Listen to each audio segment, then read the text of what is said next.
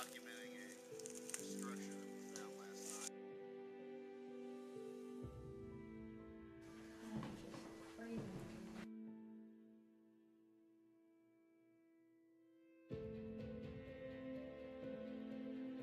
I'll go up to the house and bang on it and say, I don't believe. Yeah. Now, What the fuck was that? Did you hear that?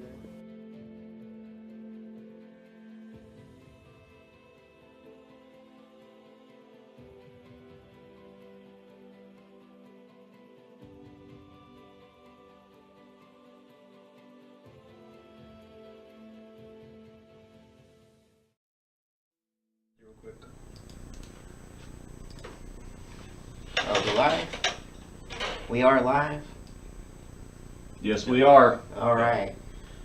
All right, everyone. My name is Leo Fernandez. I'm your host of the Cryptic Heartland podcast, along with Jason Roberts. And we also have, right behind me, we have Michelle Hartman. Rolf Christofferson. Way down there. Brendan Brennan. Did you get all that? Okay. And what we're here to do is we're here to discuss all things paranormal, Bigfooting, UFOs, anything and everything that we seem interested in talking about. I love conspiracies, angels, demons, everything. Anything that anybody has a fantasy about when it comes to like paranormal, cryptic, anything. We want to talk about it. We want to discuss it with you. Every single one of us has got a passion for something, whether it's, something that we talk about or deal with on a regular basis or not, but we all have a passion for it. Some of us have actually dealt with it. Like Brendan has got more knowledge about Bigfoot than I've known anybody in my life. But yeah. We're here to answer any kind of questions that the viewers may have. So there's a little couple links at the very top of this. You can do Q&A, answer a direct question, or you can do live chat where you can actually do it in the moment and live. We can answer any question you have. So what we're going to do is we're going to start with a little bit of an introduction of everybody here, our team. Just right quick, I want to say there may be some audio difficulties, but bear with us. We're going to be getting better at that through the different episodes.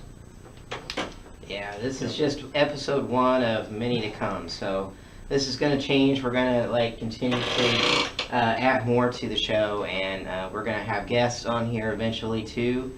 We already have guests lined up that are ready to come on board and discuss their passions with everyone. So it's going to be a lot of fun to see how this all morphs and changes over time.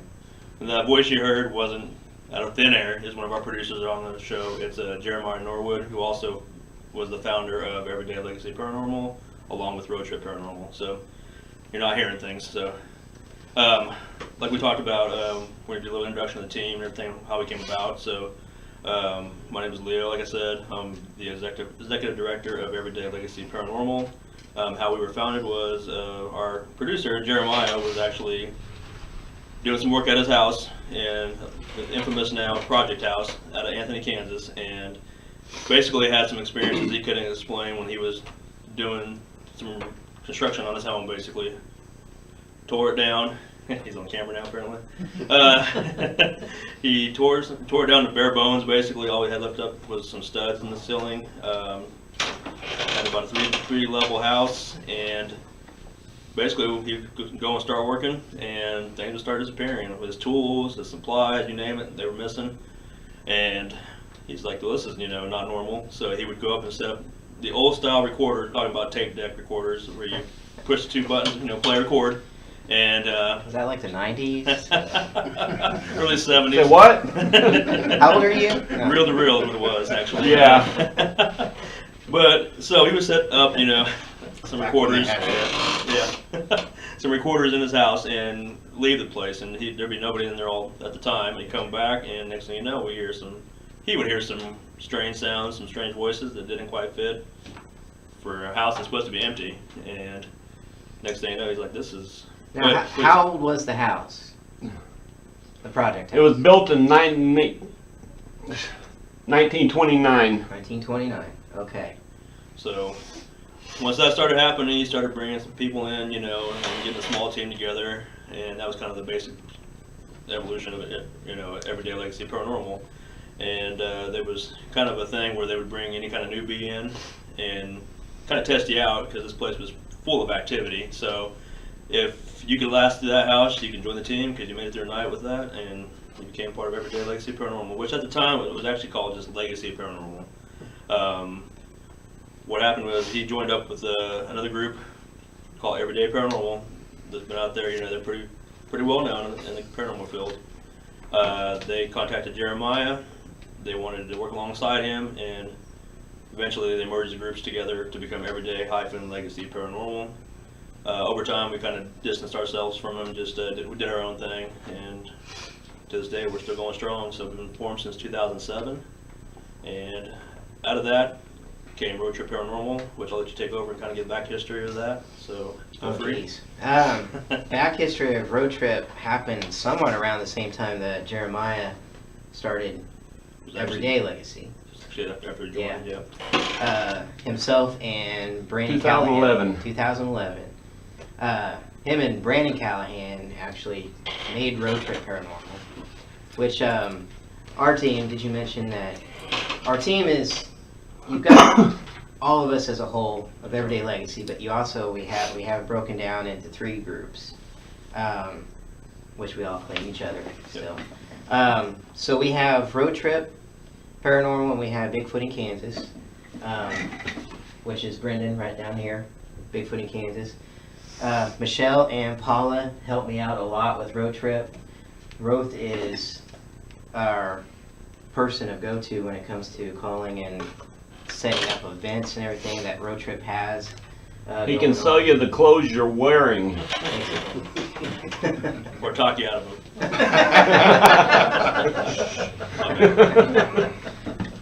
But with Road Trip, but Brandon, Callahan, and Jeremiah, they decided to create Road Trip to where they would travel. They were looking for clues, looking for the beginnings of, you know, why is there so much paranormal in this area or that area, and just trying to find their ways. They've been to New Orleans, Oklahoma, and that's kind of where Callahan stopped and did a big project for himself there in Oklahoma, which we all got involved too. Each one of us have been down to Oklahoma to help him on that part. But it was down in Oklahoma that we had some of our biggest, probably personal experiences as a group. Some of our best claims to date were from Oklahoma. Just absolutely amazing. Can't tell you exactly where. I mean, we could probably tell the city and everything. But, but with that, and then once I took over Road Trip with their blessings, just kind of made it more of a, more of a public relations where we do events. We are part of the Wichita Ghost Tour, which Paula and Michelle help us out with a lot. Do the research, tour guides, that kind of thing. Set up.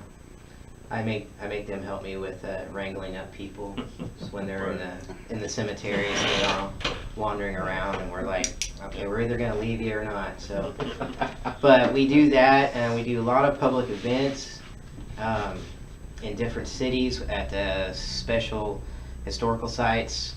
A lot of times, like in Dodge City, Oberlin, Ness City, coming soon, Wilson. We've got already a sold out one pretty much, I think, in August. Then we've got another one coming up in October. That's in Wilson, right? That's all in Wilson. Okay. Oberlin and Ness City want to do events too, so we're working on that. But that's pretty much where Road Trip is, whereas Everyday Legacy is more of the investigative part. They are the... We go into any kind of business, some private homes. We do anything that's going to basically help the client that they're having any kind of paranormal experiences. We want to make sure that they are taken care of first and foremost. And on a side note, we all are kind of part of the same group of team. We all fit. We all wear many hats. So some of the people you see in Road Trip are going to be part of Everyday Legacy Paranormal. Brandon from Bigfoot in Kansas kind of dips into both groups. Jeremiah kind of dips into both groups. So we're all kind of 3 teams in one, working together to solve anything paranormal, anything unexplained, or doing any kind of ghost tours or any kind of public speaking events, or do the Bigfooting side of things, Sasquatching. So, Brendan, I'll let you take over right now and kind of give us a background on what you do. Well, I'm the head of Bigfoot in Kansas, and we're basically a boots on the ground research organization that handles Sasquatch sightings in the state of Kansas and some of the surrounding areas, Oklahoma, of course, which we've covered. We're really grounded in our research as far as what Sasquatch is, and we kind of approach it as an animal opposed to a paranormal entity. Sure. So that's kind of our direction as a research organization. But we were founded a few years ago after a venture into Oklahoma where we had experiences that were more along the lines of Sasquatch related.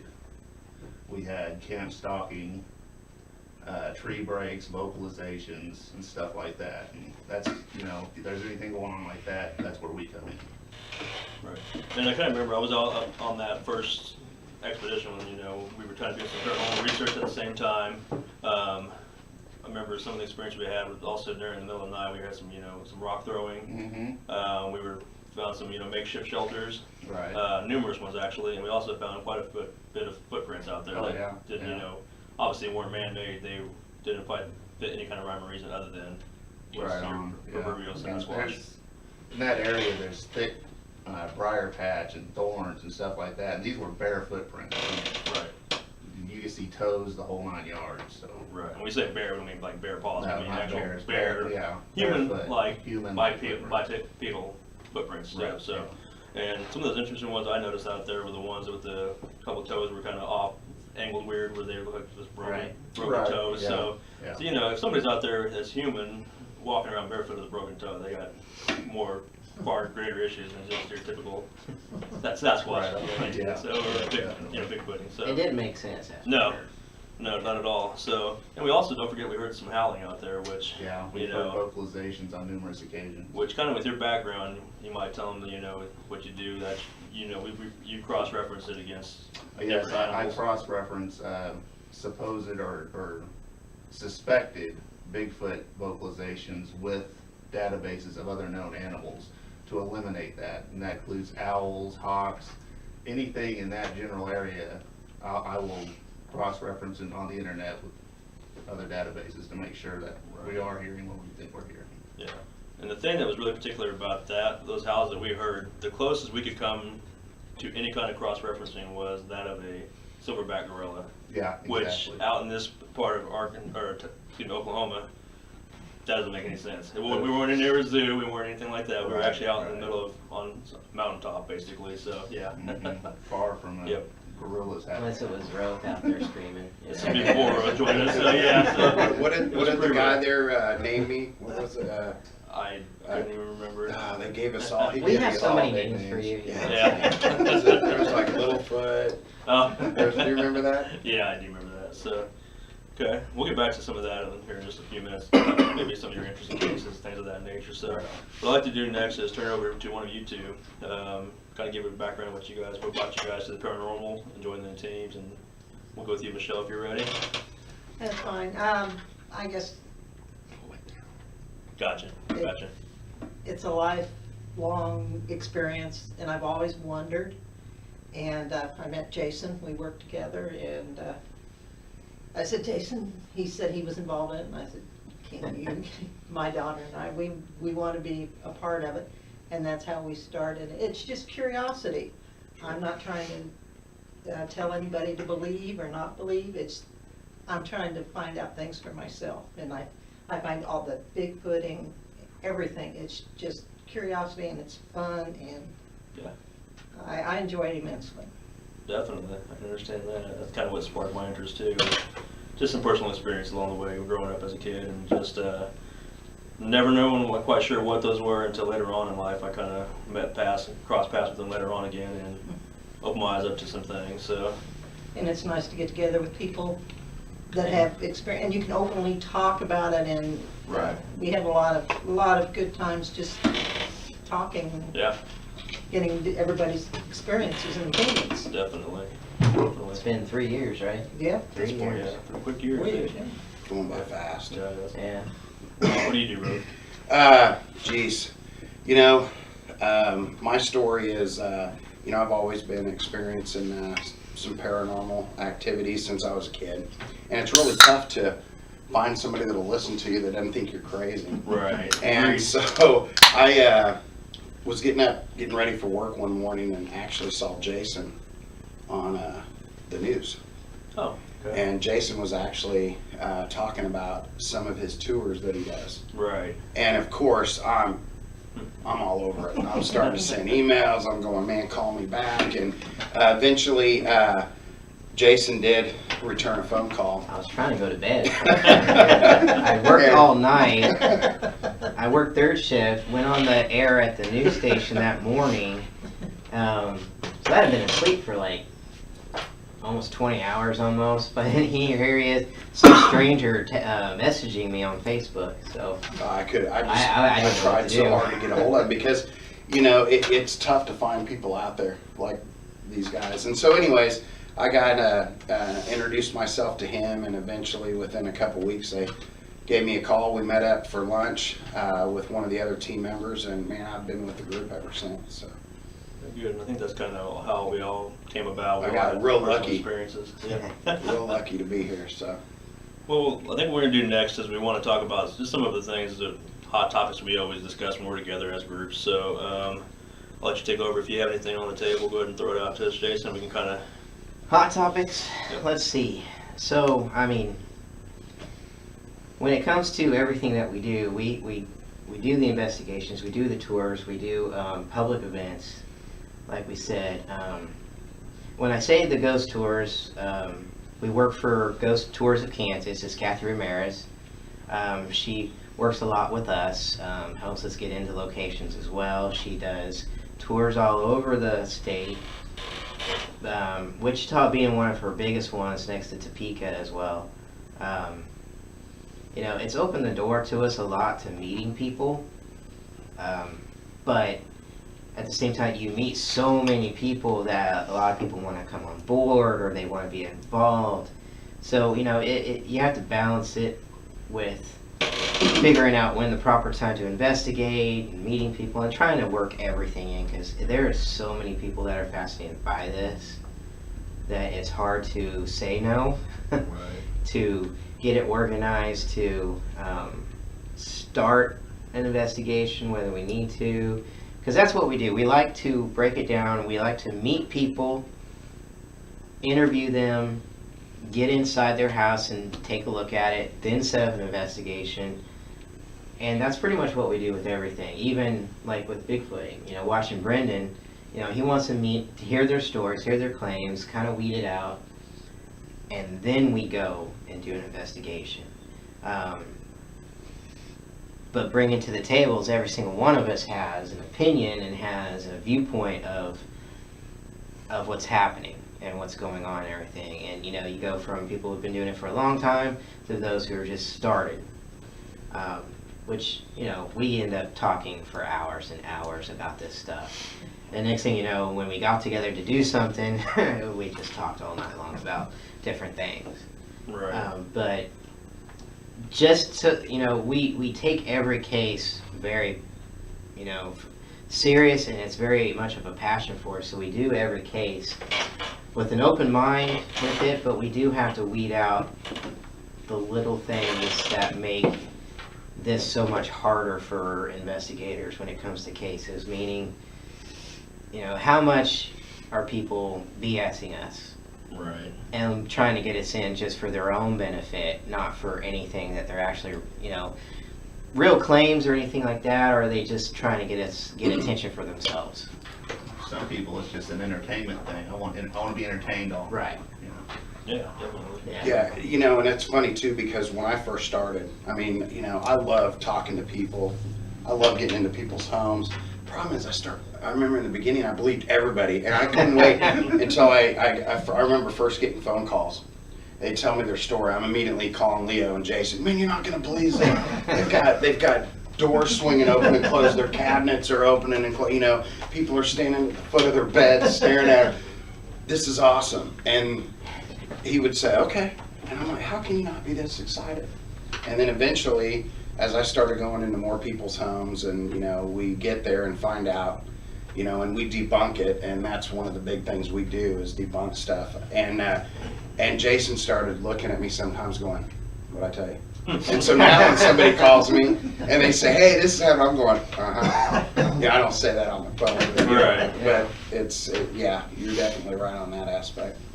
And we do take everything serious. It's just that we have to also keep in mind that, you know, I mean, for how many decades have been people watching movies, television shows, you know, and it gets into their minds and how much, you know, what they think they're seeing, and it can build up in their mind. And we're not saying it's fake to them. It's just that, you know, when we go in, we're not going to immediately see an apparition 10 minutes of being there. It's not going to happen. It never happens like the movies or TV shows it. It never does. Yes, sir. I just want to say what you were just talking about with the excuse me, the Hollywood involvement. It always, the thing that always comes to mind is that the case that we did interviews for here probably about A month ago. no, was the last one year. out, the one way out. Way out west. Yeah. That was about last year. Oh, That was the last one year. with the red eyes. Yeah, the one with the pig with the red eyes, the scene straight out of what was it, Amityville? Amityville Horror is what you said. Yeah, you know, the folks actually claimed to have a pig with red eyes that would stare in their second story window at them. So seriously, pigs fly. Evidently so. Yeah. That's what they told me. Yeah, I remember that. I was remember excited that. to call Jason on that one, as a matter of fact. But it's just funny how, you know, we do an interview and it seems like you'll hear the story. Oh, it happens on Halloween night. It's always Halloween night. This is the story and this, you know, of what happened. Or, you know, we went somewhere and did an interview and we did the investigation, but the stories that we were told from the very first time we met him to the stories of when we got there to do the investigation that night. We got a tour of the place with the group, and the stories had changed to Halloween evening, this occurs, you know, they see the horse and buggy trot by, they see a figure across the street who wants to enter their building, all on Halloween night. And it's just like, I wanted to pound my head into the wall. I really did. I mean, that's one of those things that when you do enough tours and you hear stories and you hear the historical aspects of things, and then you interview so many people over the years, you start to weed out real stories next to very fabled stories that people are just trying to get attention for themselves and for where they live or where they work, and it gets very hard to continue and keep going forward with everything. If that makes sense. Does that make sense? No, it does. Okay. Yeah. But yeah. Yeah, and there's been cases where in times where we've gone in thinking, okay, this is going to be one of those that is probably possibly in somebody's wild imagination, and then we go in there and it's totally blown our minds. So. Right. And then we've had the exact opposite happen where we go into a case thinking, oh man, it's going to be the greatest case ever. Right. And there's stuff possibly there, or it has logical explanation. And that's one thing we try to do as a group of investigators. We're never there to prove or disprove a haunting. We're there just to maybe find some explanation as to what they're experiencing, whether it be something that makes sense logically, hey, it's just water in the drain, or, yes, you do have what you think is here, a paranormal experience, or, a ghost, spirit, entity, whatever you want to call it. So, I think it's kind of hard to, there's just so many claims out there. You hear your urban legends, you hear your basic tales that kind of fit the same old pattern. but you never know what you're going to come into until you actually go in and investigate. And Right. that's why, like you guys talked about earlier, as far as doing a kind of a pre-interview, just to, before you go into an investigation, to find out what are we going into. Number one, It's one of my favorite things. just hearing their story. Hearing the story, interviewing people, and trying to like go back, and then if we can do the research on the location, you know, that's even better if you find anything. That's the hard Right. part, is doing the background check on things. Definitely. So I like doing that, not just going in taking it full force of what they're saying Right. and believing every little thing that they're saying, just to, you know. Definitely. We like to hear their claims, and then we try to go in, see if we can experience the same thing they're experiencing, or Right. you know, have them duplicate what normally occurs. And there's times we have gone in locations where what they say is happening. Sure Yeah. enough, it happened. You know, just like clockwork. You know. We've gone into places where other teams have been in, and not only experienced the same thing that they did, but even different things. Right. But Definitely. I want to kind of go back to the whole Bigfoot, Sasquatch kind of phenomenon, because I mean, it's always interested me as a kid. You know, there's so many tales and legends and things out there that, you know, we've all seen the infamous film. You know, the Bigfoot the mom walking in. You know, Patterson, watching, Gimlin Patterson, film. yep, Gimlin, yep. We've all seen it. It's been, you know, refuted time and time again, and sometimes there's still not a really 100% explanation as to, is it a person in a gorilla suit, or is it, you know, what's your take on it? I mean, as Well, far as that particular case, I know it's old. The first thing I always go to is the level of costume that what it took to create that back in that time, which was Right. like, what, 1967? Something like that. 67. Yeah, somewhere around there. That is phenomenal if that's a costume. Right. I mean, it shows muscle mass, muscle movement, the whole 9 yards. I even read where the top Hollywood costume and makeup back then even watched the film and said at that time, no, Yeah, it and wouldn't have the been guy, anybody back then. the at guy that that was time. supposedly in the suit Mm-hmm. produced a suit that he said was the suit. It doesn't match at all. Right. So- It was more coarse kind of. It looked like costume. Exactly. It Yeah. looked like 1960s costume. Right. So. Yeah. But for the time, I mean, like you said, if that was an actual Bigfoot, Sasquatch, whatever you want to call it, that was one of the best ones ever caught on film Absolutely. for the time. Probably the only one. Yeah, Now, we have seen quite a bit of videos come out. I mean, in this day and age, everybody has a camera, has a, you know, phone that records, and there's some interesting cases out there. I mean, Yeah, and it makes it hard nowadays because everybody does have a camera. Right. Everybody has the technology to fake film. So course. even legitimate ones will get thrown to the back burners because of that. So Right. it just makes it harder nowadays to legitimize those films. Exactly, and that's something we always have to be real cautious of, or real careful of. I mean, when we put out any kind of video, audio, it's like how much of it. I tell you 100%, anything we put out online, give to our clients, is going to be 100% authentic. We would never kind of do any kind of updating, you know, any kind of touching of the video, the audio, other than maybe just cut it down so they can, you know. And it's small filtered clips. through multiple ears or eyes Right. before it's ever presented as Right. evidence. Yeah, we That's bring it to the important. team as a whole. We want to make sure that what we're presenting is quality evidence. You know, we want to make sure that it does help explain any kind of thing to our clients. That way, they know we did in fact catch something, or we did not. And this is how we can prove it. You know, by going back into the home and showing you. You knock on this window right here, it rattles just right. That's your, you know, your ghost in the night, basically, kind of a thing. So, do you have a particular favorite case that you've heard in recent years, or anything that you found interesting? A favorite case that I've been involved with? It could be either or, your own personal, or it could be something you've researched enough of or heard recently. The only one that comes to mind is just the event that I had in Oklahoma. Mhm. The sighting I had Right. around 2 in the morning. Yeah. I mean, You've going to kind of mention what happened if you want to, kind of give a description. well, there were several of us, and we were in an RV. We'd rented an RV and took it down to Oklahoma for this investigation. And, you know, it was like a multi-faucet investigation. We had you guys from Everyday Right. Road Trip, and me, I was down there doing the Bigfooting stuff. Right. And the last day, I believe it was, we were in the RV, Mhm. and Leo was showing me different clips from EVPs and stuff that he had over the years that I'd never gotten to hear. So I'm listening to that, and I just happened to see outside the windshield the dogs they came to alert. They were barking. There's 2 dogs there that they shot out into the woods. Right. Then it was dead silence about a minute later. So I'm still watching. Like, that's weird, dogs just don't normally do that. And about 2-3 minutes later, they come jogging by. Well, the male dog did.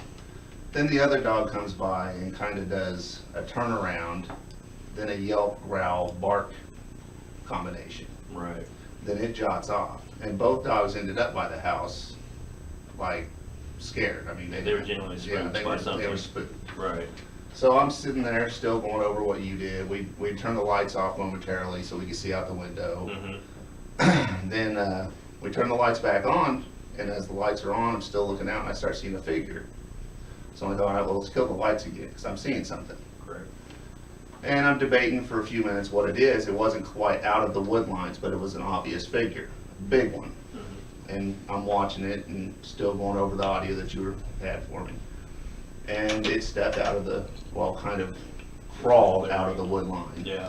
out into the open, and was squatting down on both, not on its knees, but squatted down. Right. And it was rubbing its hands in the wet grass. Right.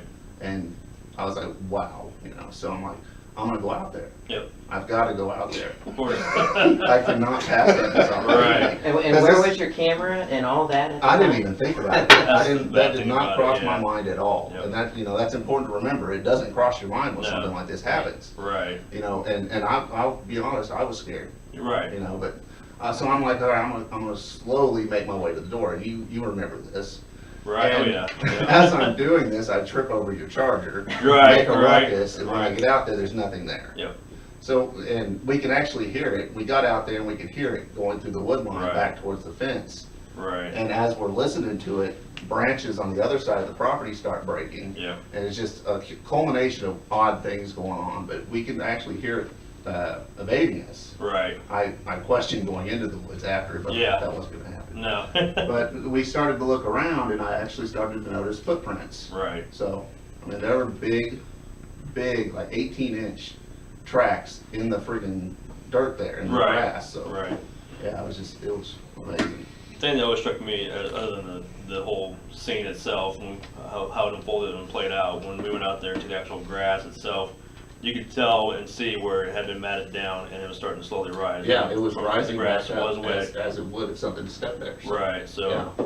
kind of gave us, when we saw actual print there, but it wasn't enough to cast or anything at that No, point. it was in the grass. Yeah, so it just would've been wouldn't- hard to cast it. Right. So it was something that, yeah, it spooked. It was just you, myself, and my sister that were there at the time, and everybody else was kind of off on a different section of the property doing their own We were at part. the cemetery. Correct. Yep.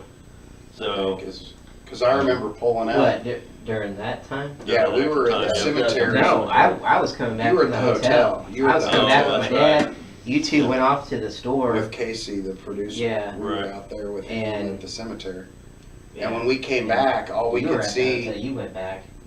Where were you guys? Was this afternoon or? This was This was it like- This is the 2 or night. 3 in the morning. This is the night that you guys actually rented. Well, the very last night you guys rented a room. I think you had gone actually back to the hotel. at 'Cause I that knew it point. was It just, was it like was 2 in the just you morning. guys at the We RV, stayed out but by you two were ourselves. gone. Yeah.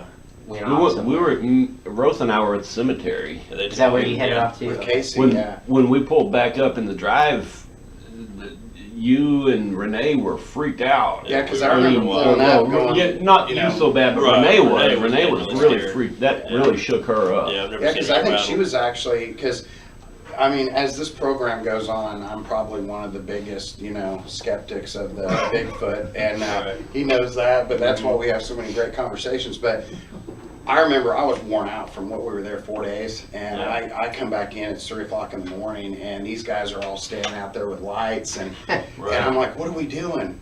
We saw Bigfoot. And I'm just going, I'm going to the RV and going to bed. But, as I sat there and talked to him more, I've always been a skeptic over the whole thing. But guys, that next morning when I got up and you guys were doing like a reenactment to see the time frame of what it would take when I saw it through the RV versus getting out the door. And I think we even had people running, didn't we, to see how long it would take for a flashlight, for the distance. Yeah, I think so.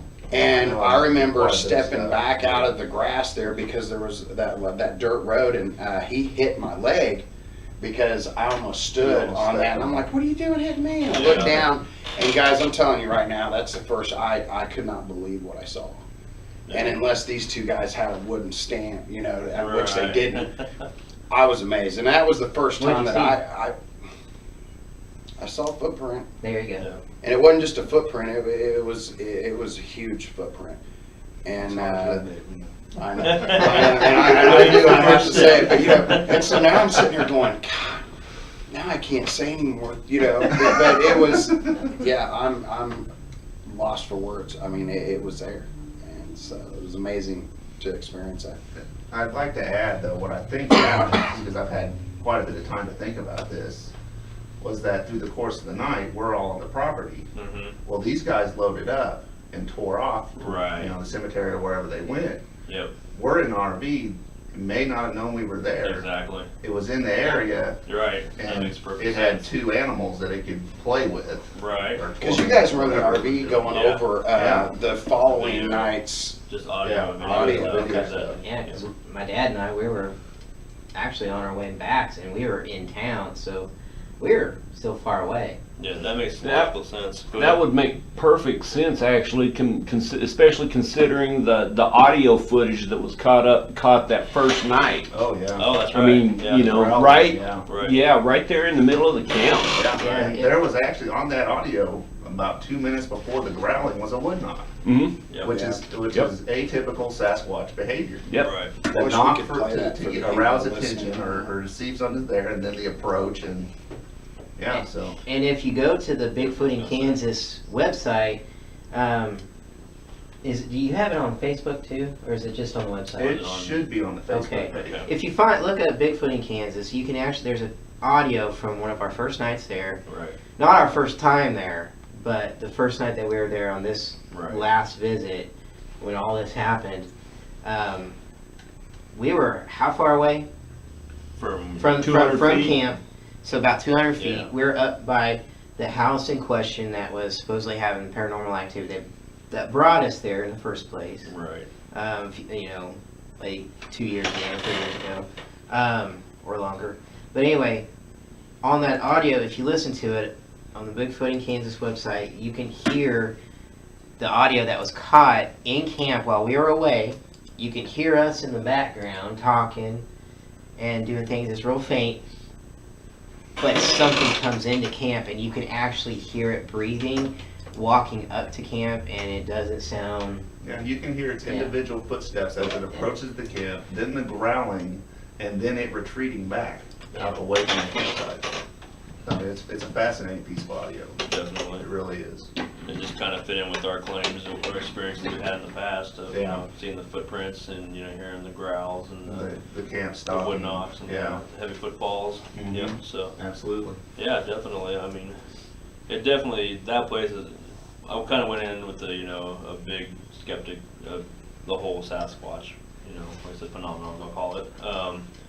But leaving that place after just one time, it definitely opened my eyes to it a lot, and, you know, kind of, it made me more curious and more, you know, Right. disbeliever. So I'm glad I was able to experience it along the way. And if you're not walking into those situations with a hair of skepticism, you're doing it wrong. Right, And this is true. Yeah. This is true. It kind of what keeps us going for the paranormal side too. I think we're all kind of skeptics to a degree, but you know, I mean, we've all experienced our own thing along the way, before and after, during the team, should I say. We've also had, you know, plenty of evidence captured along the way that I think has opened Yeah. our eyes, and just like the amount of personal experiences that we've gone through in locations, it's incredible. I mean, if there's ever such thing as a, you know, a paranormal or a ghost or entity, whatever, or such thing as Bigfoot, you know, this is why we do it. It feeds our passion, but we've also had, like I said, those countless experiences that opened our eyes a lot, I believe. If anybody has, like I said, any questions out there in the viewer land, feel free to jump on in and we'll definitely get you some answers. So, if not, we'll just keep on chatting away. So, we'll kind of go back into the paranormal, I think, a little bit and say, just see what discuss with. Oh, thought we had an ad. Sorry. To the viewers at home, we may have ads pop up here from time to time, just so you know. So if we disappear. Yeah. we're not trying to hide from you guys. We'll be Right right now, we're back. good. We're good right now, though. We're still alive. So What's that? we're still alive. Yeah, I thought we had lost. Our No, I hit a wrong button a Yeah. while ago and went to the wrong shot, Yeah. which was a nothing shot, a cover shot. So kind of threw me off there for a minute. Operator so, error. Yeah, so you gotta bear with us. This is our first podcast in a long time. We did this in the past years Yeah, ago. if you've been following Everyday Legacy for over the years, we used to have a podcast. Yep. We did it pretty frequently. I mean, that's Right. how I pretty much met Jeremiah and the team. It was going on the show for the first time, talking about the ghost tours. Right. Wichita Ghost Tours with Kathy. And from there, you guys asked me to join in, so I got to, and like from day one when I met Jeremiah, it was down in their basement. We were doing the podcast, and you were just showing me, all kinds of evidence. You were, from Road Trip, what you and Brandon were doing. Sorry, there's Brendan, and then there's Brandon. Sorry, there's Right. Brendan of Bigfooting, so Bigfoot guy. the Bigfoot guy. Then we have Brandon Callahan, who's an author. He has 2 books. Is he working on a 3rd? He has some things in the works. Okay. Yeah. Yep. He's an author Yep. of 2 books right now, and we'll get to that here in Sure. a while too. But seeing everything for the first time, I was going on the show to talk about the tours and stuff, but seeing the live footage or the real raw footage of the thing in the rafters from the project house. Right. That if you guys saw the intro. Yep. And things that we've been posting on our Facebook and all that, you can Every see it site, up YouTube. in the Yep. rafters. Yeah. Just seeing all that and hearing some of the stuff that Jeremiah and the team have caught over the years was just absolutely astounding to me. I mean, I couldn't get enough of it, and I was just amazed on the amount of evidence that they were capturing at each spot, Right. which made me excited to be a part of it, to finally jump in. But it was, my first few cases that were like, I didn't know what to do or say and stuff like that. I was very quiet, which, he's laughed at me a few times down Oh, there. yes. Oh yeah, so, it's definitely different if you've never done it before and you try to get yourself involved and know what to look for, what to listen for, how to react, because sometimes I didn't know how to react on things, and some things would just fly out of the mouth, a few words, stuff like that. But Natural reaction. it's a natural reaction when you get the shit scared out of you, basically, So. Yeah. Yep. But what did you want to talk about with I was just going on about how I met Jeremiah, but. An ad. it's not an ad. It's not. Is that No. another Twitch? It's popping up something. No, I'm trying to pull up Amazon account of Brandon's books. Oh, okay. I'm sorry. Like I said, we're still new to this kind of raw. I thought we had an ad going on here. I know some people have told me. Well, I was told it glitched a little bit, that it disappeared for a minute. I don't know if that's when we switched over. That's probably Yeah, when I I'm switched. assuming. When it just went dark and Yeah. then came back. Yeah, that was me. bad. That was my error. Right. I want to apologize to anybody trying to chat in. I'm also having trouble with the chat itself. It's not responding. I don't know what it is. I know right now our feed's a little choppy also too. It looks like we're glitchy. So I can see it right now. So I apologize. Bear How with many us. people are chatting in? Well, there's at least 5 people on the chat line, but there's more than that viewing. So we do have quite a few viewers. Back to what you started asking me. You said we want to talk about next. Right. I think one of the things, it kind of all ties in with the Bigfooting. I kind of want to go back to one of our most special cases that we've all taken a part of this, been a part of it, and it was, I'm going to say it by name, I won't tell you where, but I mean, the city was Tahlequah, Oklahoma. It's where we saw, some of our best Bigfooting experiences. It's also, we had some paranormal experiences. We also had some unexplained experiences that kind of totally blew our mind, opened up a lot of our eyes, and we've all gone there multiple times. Also had our own. Every time we set foot on this particular place, it's like we leave with more questions than answers. Yeah. or we have more some odd occurrences, unexplained things that should never happen. About it that we're all featured in it. Well, I can do it, I guess. That's what I was trying to I pull figured. up. Yeah, you go ahead and make it easy for me. There you go. Sure. I was seeing it if you took some, took your time, but I got it right there. What this book is, we just went dark. Oh, you got it. Yeah, that was me. I got you. Again. If you all can see on camera here, I think you can. I'll get my fingers out of the way here. This is the book right here. Let me switch to that Yeah, angle. go ahead. If you're there now, I apologize. There's a Go little for bit of delay. Okay. There's a delay. I'm trying to look right here. Bring it See? in a little closer. Okay. Let it focus There you a little go. bit. Okay, this book right here is called The Agony That Remains. It's by Brandon Callahan. It's available on Amazon, which Jeremiah was trying to pull up a couple times. It's also available locally here at Barnes & Nobles or online. It tells you about all of our experiences that we've had as Everyday Legacy Paranormal, as Road Trip Paranormal, as a Bigfoot in Kansas, and as Brandon Callahan's group, what's called the Kansas City group. They've had experiences there too. It's all tied into one story here. Now, disclaimer here, everything you read in this book is going to be totally mind-blowing. I know that.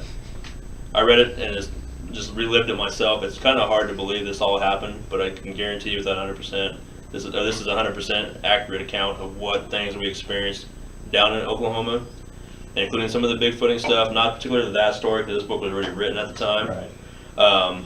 But it was enough to where we all, like I said, left just, like I said, with more questions than answers. So my first experience with it was we got a call from Brandon and said, hey, at this place that Jeremiah had already gone to previously, and they had their own experiences. We heard the stories behind it. This place was full of all kinds of things happening from Daylight apparition that Right. Jeremiah saw. right to Within Almost- 20 minutes of pulling up in broad daylight, full body apparition. correct. Yep. To lights that look like what they called UFOs. Yeah. To things flying around that best described to us as maybe little people or little witches that didn't Hey, make watch out sense. for little people. They're a little taller than us. Sorry. Yeah. But you can't fly, so. I can't. Not that you know. Yeah. Two things I do that in private. Two things on a deeper level. I mean that were psychologically, scarring to the participants. Yeah.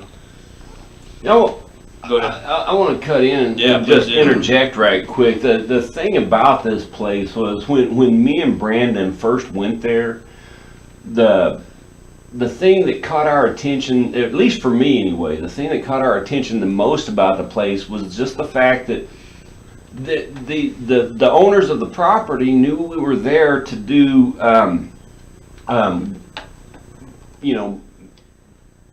well, they knew we were there to do paranormal research, but Right. they thought we were just interested in the ghost stories. So they were walking around us over this whole property telling us what they thought were ghost stories.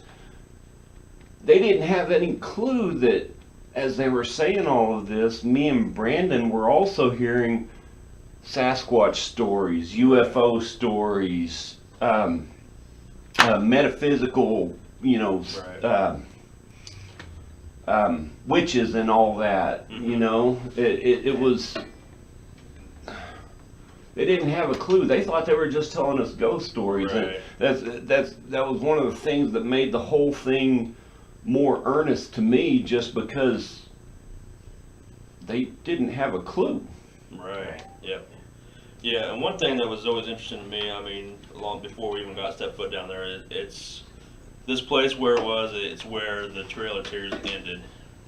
Where the whole Indian push from the government, from their original homelands to these locations, all the stuff they experienced along the way. The turmoil, the death, the disease, whatever it was, and they got all forced to certain parts of the United States. Well, this happens to be where one location where this group of Cherokee Indians got forced to this land, and it seemed like, to me, personal experiences and stuff like that, just things we were able, privileged to see, it seemed like it all stems from that deep sorrow, that time of history where it was dark, and this particular family lives on this property, has been there for quite an amount of years, and they've had so many stories from when they're little to now, and they're up in their 60s already, you know, so they've been there quite a few amount of years, and the land's been part of them, their whole family history for all these years. And like I said, when we went down there, we were told about all these occurrences that are happening, and, you know, I went in there totally disbelieving, you know, I'm like, paranormal's one thing, you know, I've seen enough of that to where I've experienced, okay, yeah, but to hear the stories of the Sasquatch, to the UFOs, to whatever they saw on any given day or night, you know, it's like, okay, I got to see this for myself. And after one day of being there, it's like I left totally mind blown. I mean, I didn't know what I had seen or experienced other than the Bigfooting thing, the Sasquatch thing, the big giant footprints we saw everywhere, to the structure we talked about earlier, to just random lights that didn't fit any kind of pattern other than, I don't know what they were. They're in the sky. Maybe you can help, or any of you guys can help chime in and see, just kind of say what you've seen or, you know, experience while you're down there. Well, you told me that while you're over by the house, Right. you're seeing lights over on what you did. thought was in the trail. And the reason one thing that, before we jump into that, on a previous, expedition, excursion, we were going to say, you guys had actually set up lights, some glow rods, glow sticks out in the middle of the forest, in front of one of our infrared cameras. So I kind of dangle them on a tree like Yeah. Christmas ornaments. right, yeah. Yeah. Which at that time we didn't see anything out of the ordinary happen. Yeah. So this time I know we brought them again. Yeah. This one of these other particular trips, and we're just walking to the house to do some of the paranormal stuff, and you guys were out in the woods doing your thing. You know, Yeah, a we little were bit. way off in the woods. Right, and I happened to look up. Go ahead, sorry. No, he's Oh, Sorry. you're fine. I happened to look up, and like, oh, they hung up the glow sticks again. I physically saw in the tree lines about 4 or 5 of them up in the tree lines, just plain as day, bright, lit up the sky. This is, in the were middle they of the the night. same color? To me, I saw was an orange, kind of a glowing, not from the original glow sticks. Right. No, they were totally, not even thinking in my mind. I just happened to look up, kind of like the, hey, why didn't we take a camera out when we saw, the Sasquatch that night? It slipped your mind. Just, Yeah. You looked at it, I'm like, oh, cool. They had the glow sticks up again. They kept on walking towards the house. But then, did our thing by the house, came walking out, looked back, I'm like, where's the glow sticks? And that's when I ran into you guys coming out of the forest. I'm like, hey, where'd you guys put the glow sticks at? And you I'd actually forgotten to I even put them remember up. that. You did. I remember hearing that on the radio. Yeah. You asking. I Right. actually do remember that. Do you remember that? So I go, 'cause where Leo was are you going, guys where did you at? put the Yeah. glow sticks? Right. And you hear Jason go, I didn't remember put them out. Yeah. I heard about it was over the radio. Yeah. You're Oh, right. yeah. I They're remember still in my that. backpack. I Right. forgot to put them up. You're like, we didn't hang any glow sticks. I'm like, what do you mean you didn't hang glow sticks? I know what I saw. I saw lights up in the tree lines that lit up the sky, basically. And I'm not saying it's a UFO or anything like that. I don't know what I saw, but the fact that these are these big glowing orange lighted whatever I saw, I didn't stare at them enough to make eye contact other than just a quick glance over to my shoulder. Now, isn't it some of the claims there of them seeing lights in the woods? Mhm. Not just up and above, but Right. seeing lights in Right. the woods. In the They've woods, seen them on the in- property. Yeah, on the right in front of their house. Out the window. Right. Yeah, they look out and they see these big All the glowing way lights. from lights at night to silver orbs during the Right. day. Right. Which we saw, not even there at the cemetery, in which on our video, YouTube video, you'll see some of the lights in the cemetery. We experienced Oh, the same yeah. phenomenon again. You know, you All saw of the us saw light. it. You saw the lights in the Every woods. one of us There's did. no explaining. They're just Yeah. like little white lights, and they were, one, it shot straight up in the air over Right. 20 feet. You know. That's I not. think we all seen them Yeah. at night. Yeah. Well, We've they seen were them- all we've seen over the red place. ones, we've Red seen ones, green green ones. ones. you've seen I the tell white you what, ones. that one night at that cemetery, Brendan, I've never seen you shook up Mhm. until that night, and Right. that was, I I've never seen him. the shook up. when He that walked right past me, and it wasn't like it was even Yeah. him. And then, what? 10 feet outside the cemetery gate, he was getting sick. Yeah. I mean, I've never seen. I mean, if we've got anybody that's skeptic in the group on the paranormal Yeah. side, it's Brendan. that way. It's Brendan, You yeah. That's why. It wasn't snowing that night. Yeah. I Which was was pretty sick. weird because you and I didn't even talk until later on after I found you and you were kind of doing you were shook up, whatever, sick, whatever, affected by it. But you didn't know before when we first pulled up, we had seen this white mist of figure, object, whatever it was, just as we turned the corner to go to the cemetery. I was in the lead car, and it was myself, my sister, and Casey, the producer of our show we were working on at the time. We were like, oh wow, did you guys see that? And Casey saw it. Yeah, it shot off out of the cemetery. Wasn't that when you guys first drove up? Yeah. Because I remember You when guys we were finally behind got us. there, we were behind you. Casey, the producer guy, was just going crazy. Yeah. Because what he had seen. Yep. Yeah. And this is after the fact. So I go into the cemetery with the group and stuff like that, and we do our own thing, and you're behind, kind of by the gates and stuff. And then I Right. find you probably a good hour later on, and you, like he talked about, if anybody's a skeptic, and you weren't yourself, basically. Yeah, I mean, what happened was I went through the gate to the right, following you guys, Mhm. and there was something that I could see out of my peripheral vision to my right, not even 2-3 feet from me. When I Right. turned to look at it, I got disoriented, Yeah. like if you're drunk and the world's spinning, Right. that kind of feeling. Was it like you kind of lost some, maybe a moment in time also, do you think? Yeah. Or was it just disorientation? I was just or- real disoriented. Gotcha. Absolutely disoriented. Only after you saw this white mist of a Mhm. figure And and it wasn't very big. It was probably Right. the height of the table. This table. the ground To more, the yeah. ground, Yeah. I And mean, it this is wasn't- exactly what we had saw. After Yeah. you and I talked, it was like we described the exact same white mist. The only thing difference was we were in a car at the time. And, And I actually seen it twice because I had exited the cemetery right. to calm down and, Sure. and get my bearings again, and it followed me outside the gates. Wow. I went down to get a breath, and it was there again. Right. In this cemetery, we've had our own personal experiences in the past. This was your guys' first time actually going there. Right, I know yeah, Jeremiah had been there before, I've been there. This is like the third time we've been there Yeah. personally for us. We all had different things go on. The first time we went there, we heard the lights. We saw the lights, before you guys ever showed up. A different trip. We've also had someone call my name out. Never been to this part of Oklahoma ever in my lifetime, and it called my name out on recording. We also had that particular night where this one spot by this grave, and it's in the book, it tells you about it, where we're trying to locate some of the trigger objects we were trying to find. It was certain graves. I think they were tied into the family somehow where we visited. Whatever reason, we were trying to find this particular grave, so we radio back, call back to cell phone to Jeremiah, and he's talking to one of our crew people, and says, hey, you need to say this stuff, and I'm seeing red eyes in the corner where, I don't know why, there's red dots at the time. I'm like, did you guys see that back there? There's red eyes back there out of the forest. You gotta remember this cemetery itself, I'll describe it a little bit. It's down in a valley. We're on a mountain, and it's the start of the Ozark Mountains is what it is. So we're down in these hills, and there's nothing out there other than the cemetery. As it opens up, there's a cemetery there. And it's all gated, followed by tree lines, all the whole length of it on the outside of the cemetery. So I'm seeing these red eyes in the back of the cemetery, and in one particular spot, and our guy gets off the phone and says, hey, that's where so-and-so's buried. We're like, that's where the person we've been looking for. We go back there, and of course, we get in this one particular spot, and it's just out of nowhere, it starts snowing on us.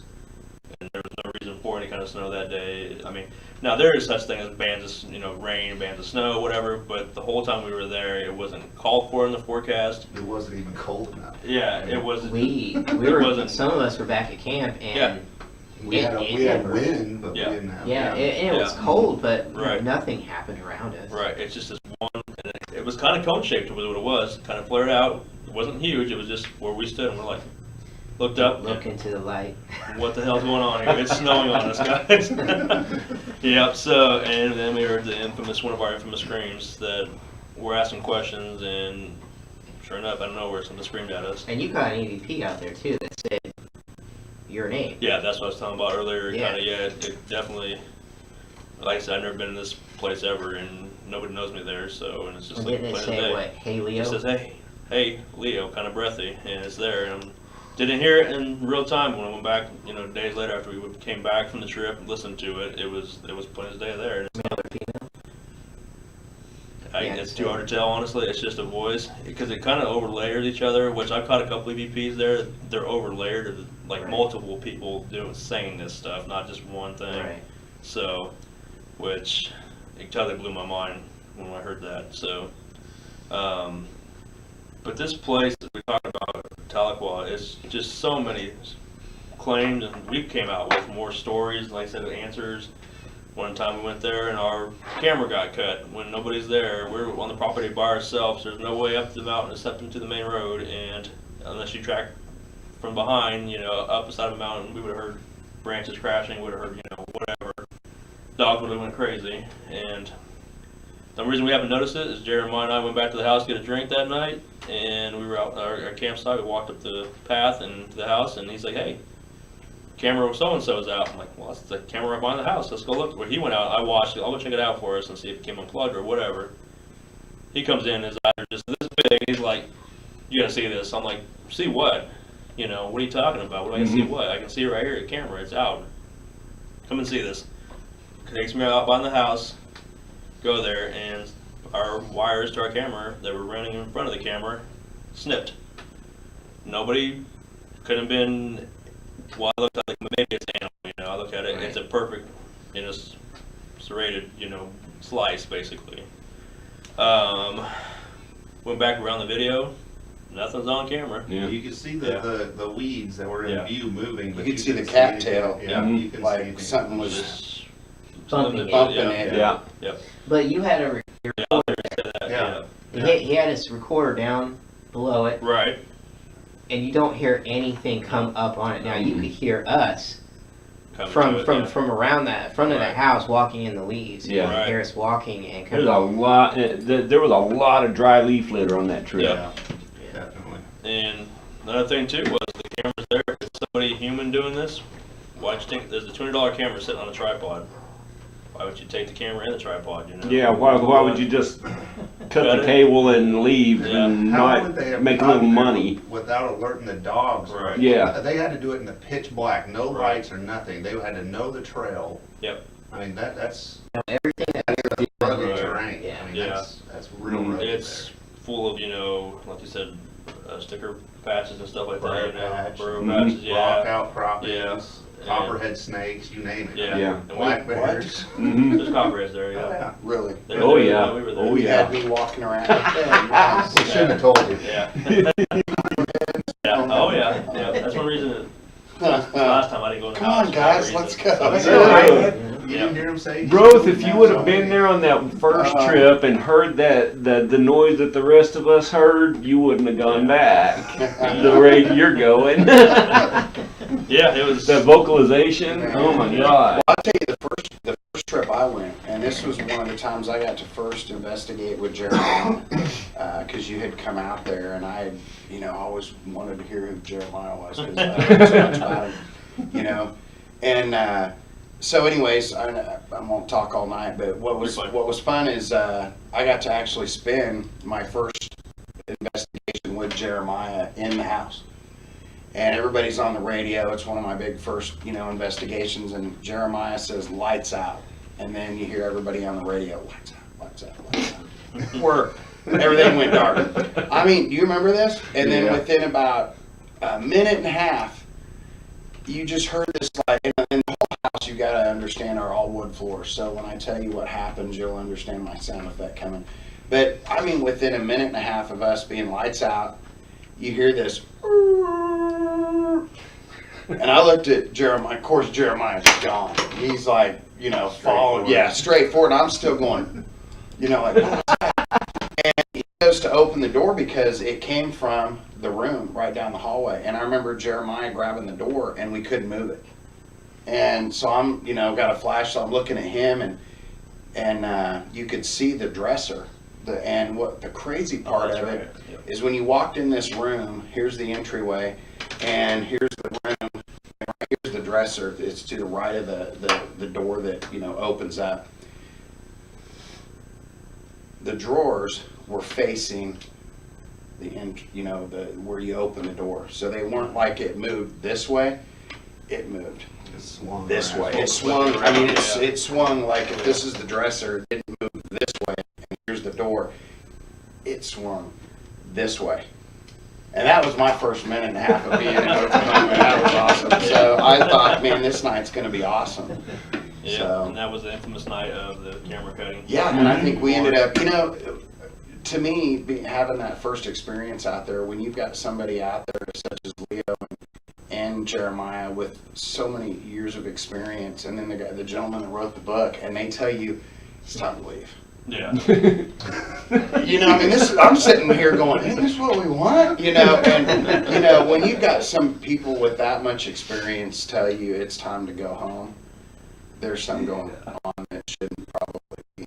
See, I wanted to stay only because I didn't want to drive Right. Yeah. at 2 in the morning. Yeah. Oh my back God! home. You have no Yeah. idea how From- hard I fought with that. I didn't want to Yeah. drive. Well, Leo remembers the drive back with me. Right. He had to stop. He had to take over and drive because Yeah. I was. Yeah, because I think it was You're nodding after out. Yeah. 3:30, and by the time we packed everything up, we were leaving there about what? It was almost 5:45, wasn't We it? got home at about 9 o'clock the next Yeah, day. so it would have been so- about 5:30, 6 yeah. in the morning, and that was a crazy. See, I don't understand y'all who want to drive Yeah. after an investigation No, thank and you. stuff, because y'all are like falling asleep, seeing I people don't in usually. tuxedos along the road.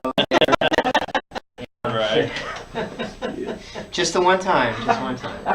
I sure hope that we can get back in there someday. Oh, that'd be awesome. In due time, I Yeah. think we'll go back. What was so- your take on I was it? gonna say, I think On Michelle. Tahlequah? Yeah. Because that was yours and Paula's first time there. Not, well, other than the ticks and pitch black. I mean, it was Yeah, totally, it's dark. Yep. I mean, we slept out in the car that first night. Uh-huh. And Paul was starting in the back, she got in the front.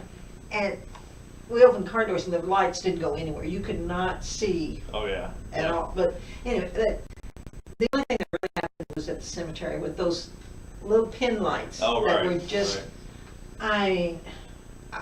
that was the strangest thing I had ever seen, is the little pin lights just all over the place, and just, some people say, okay, they were lightning bugs. They were not lightning bugs. No. I've seen lightning bugs my whole Right. life. They didn't blink, they were real bright little pin light. Right. And Paula, she saw some green ones. Yep. And that's the lights in the cemetery are, that's what I get. We were in the house, Renee and I were in the house, Mm-hmm. and something hit the back door. Oh, that's right. Oh, I remember That's that. right, yeah. It did hit, and I jumped up, but there was nothing there. I don't know, I mean, it sounded like somebody threw a rock or something. Now, just to backstory for everybody, there are on the property. There's 2 houses. There's one that is the center of paranormal activity, and it's very decrepit, it's fallen in, it's been on fire, floors caved in, and all that. But then you also have the house that's livable on the property, and that's where you were in. That's where Renee and I were in. Yeah. Okay. The livable house. And they're pretty spread out from each other. Oh yeah. So it's a huge property. And I think it was the same house that the dresser turned around. It was. Yeah. Yeah. Yeah, it's that. Yeah. Yeah, that had the back door get smacked. Yeah, I mean, And if I recall, there was, I don't know if I should say there was a bunch of stuff that was all the way up against that door and outward. I mean, you would have had to have done a lot to even get to that door. Right. That's Yeah. what's Yep. crazy about it. And that's one of the claims of the location from the clients, is something that sounds like a baseball bat hitting the back of the house. Yeah. that's, Yeah. Which is why we have the camera to the back of the house in the first place, from the outside looking in, and that's once again where the cords got cut. So it all ties in kind of together. Once again, we don't have clear Even answers. I got a question for our producer over here. On the next go around, when we do this live again, is there a way when we come up with these really neat stories and we do have some actual pictures that we can pop those up real quick? Oh yeah, for 'em? yeah, I can do that. I can Because do that way, if Tahlequah ever gets put up again, and I don't know if we were able to do that or not, Yeah. but at least that way we could show them what we're talking about. Right. Yeah. Right. Well, we've got group photos. We've got Yeah, some of pictures it's of on the our house. websites. We've got a lot of stuff Mhm. that's out Yeah. there already. Yeah. It's on our website, it's on Facebook, it's posted everywhere. It's been posted to pretty much almost all of our sites. One thing I want to throw out real quick here, I noticed the live chat, there people are still chatting in. It's not letting me respond to you guys, so I apologize. A couple people have asked questions I can't get to right now. So, if you can, I know some of these might be personal questions, so you would just email me directly at Leo, that's Leo, and it's at everyday-legacy.com. I'll make sure I get your answers, and we'll bring them up next week if we can. So I don't know what's going on. I've tried to type a couple of times to people, and it's not sending them out for some reason. So Okay. something to. I'll work on that. Yeah, so I'm not figuring out what's going on. So I'm working on it. So I keep trying, and nobody's responding. So, and I was talking to particularly the person who's a hockey fan. So I will, like I said, email me directly, and I'll get your. I know who that is. We all know who that is. Is there anything that we can discuss now that some people are? It was more of a personal experience that they had. They wanted to know what we thought on it. If you can hear me, if you're okay with me talking about it, go ahead and tell me, let me know, and I'll bring it up here to the group. So we can continue talking while I wait for my answer. You know, when we do everything, we don't discuss the exact locations unless the owner allows us to. Right. So we keep everything confidential, and especially with Bigfoot in Kansas, you know, it's Brendan's, you know, which makes sense. It's his protocol not to ever discuss where we are going out into field.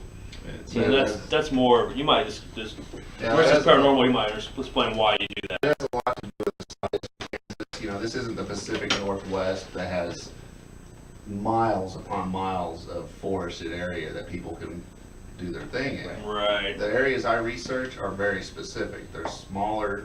I'm not saying that they don't wander out of those zones, but they're smaller locations, and if I give out those locations, there's chances for cross-contamination from other people being out there, and there's, you know, potential for hoaxers to go and do their thing. So Right. I keep it very close to the vest. Not to mention that, I mean, this is Kansas. The people that are coming to you for, you know, with these, if they find, you know, other people find out, there's chances these people are going to face ridicule. Exactly. So- That's Real definitely cool, a tough one and of mine, plus too. you've got people, you know, going on private property, Yeah, stuff like that. a so. lot of it's Yeah. private property.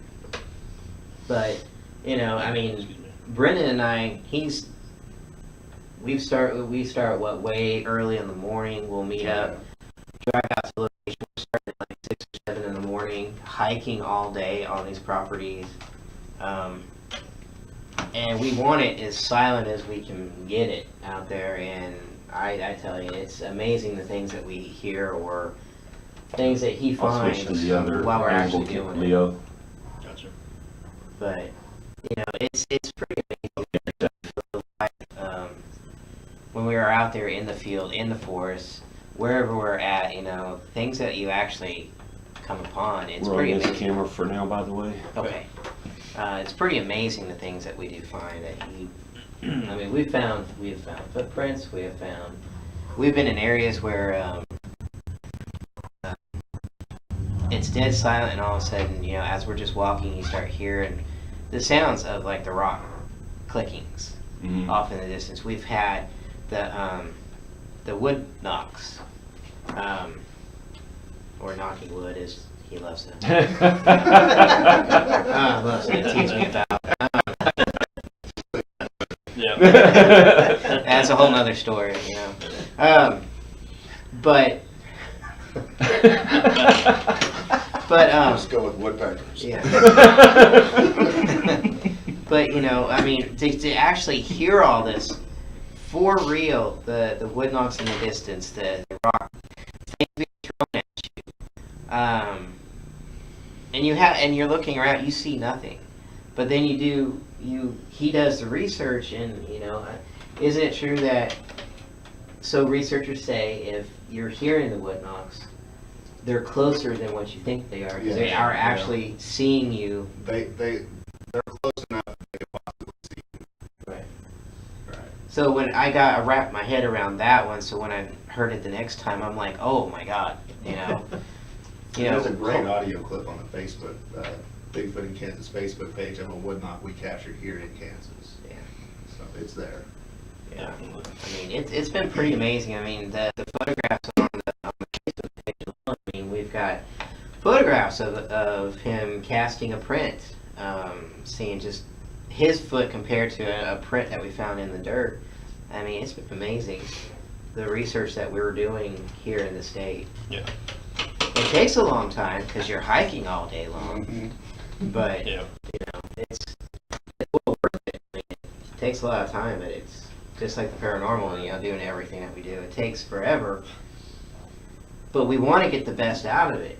Right. So we do take our time. We try to do our best to get it done. So Definitely. And you want to make sure, like we talked earlier about anything you collect evidence-wise, whether it be recording, video, casting, you want to make sure it's done in a process to where you can give the person who's the client, your best finding as far as evidence. It was a controlled environment. What we're presenting to you is legitimate evidence. It's not something we just created, or any little creak noise we heard or whatever, any sound of the tree breaking off. It's definitely, or it's paranormal. Yeah. Definitely want to make sure we give them quality evidence. Right. How long does it take to cast one of those? It can take anywhere from 45 minutes to an hour and a half. Wow. And- So is that and- something you come back to, or do you just Yeah. sit there and Yeah, yell yeah. at it? First. We have flags. We'll flag the print and come back later and pull it. we learned the hard way not to do it in a field. We had a bowl stamp print all over our last one. Yeah. We had a Oh, pretty no. we had a pretty Yeah. good print, and We had walked off, went around, then we came around the hill, coming back up the hill, and the whole herd was standing there like sniffing it or something. There was a nice big hoof print in it, so it was just they're here. And I look up at the hill, and they're all staring So at what us do you like, do, put a cage over it or something, or do you? no, we're gonna have to develop something. yeah, we got to do Yeah. something. I mean, it's trial and error. Right. Yeah. Right. I mean, I didn't expect that. I mean, we went back to hiking to let it dry, and it was. I like- didn't know they were that curious. Yeah, Oh They were yeah, all up oh there yeah. and then when they saw us, it was like deer in the headlights. They're like, and then they like bump into each other trying to run and go different directions and That's stuff, and we're just like, there it goes. I want to give out that email. I was requested to say the email one more time. It's Leo, Leo, at everyday-legacy.com. If you have any questions, go ahead and just throw them my way, and we'll get to them. May not be this week, but we'll definitely answer you, or I'll answer you over the course of the week. And you can go to the website Yes. as well and just message Everyday Legacy Yeah. directly like that too. There's a direct contact on our website link. It's just www.everyday-legacy.com, our name basically. And if you go to contact form, it sends a direct email to us, and we can answer anything for you. So definitely. Got here. What do we got? About another 40 minutes. So, any other things you want to talk about specifically, or any kind of questions you guys have, or want to throw out there? One thing I would just like to throw out, since if there's anybody out there, and I know there is, and you've got questions and you want some answers, or you want something debugged, or maybe you just want to make sure you're not crazy, please call us. Yeah. When these guys give out their email, shoot them an email. We'll come out. I mean, that's Right. what we're here for. And we definitely respect people's houses. If you need somebody as a, what you call that? Help me out, Leo. You usually finish my sentences anyways.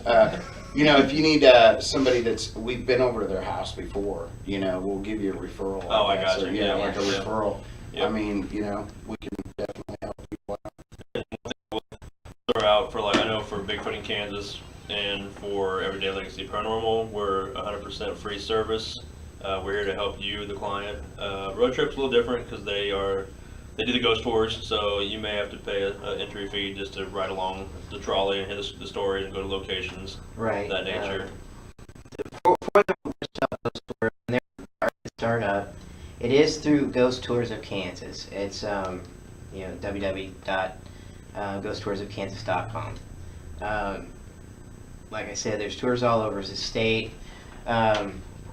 Michelle and Paula, they helped me do the Wichita tours alone. It's a 2-hour ride on a bus or trolley, depends on what, how many tickets are sold. You get to ride around, hear the stories, hear clips of our evidence that go along with the stories, or just random stories that I come up with from our experiences that, we share the clips with, I think, as Paula said, I change it every single time. I try to do it so it's a different tour each time with some new stuff thrown in, so it's not the same. I mean, because we want to keep ourselves going too, to the point where we're having fun giving the tours. Yeah. From your Um, change angle. Oh yeah, you're fine. Sorry. But with the tours, the money goes towards the campus. So it's their tours, it's their company. We just kind of provide the entertainment. But Road Trip actually does do a lot of public events. We are, am I saying it right, Paul?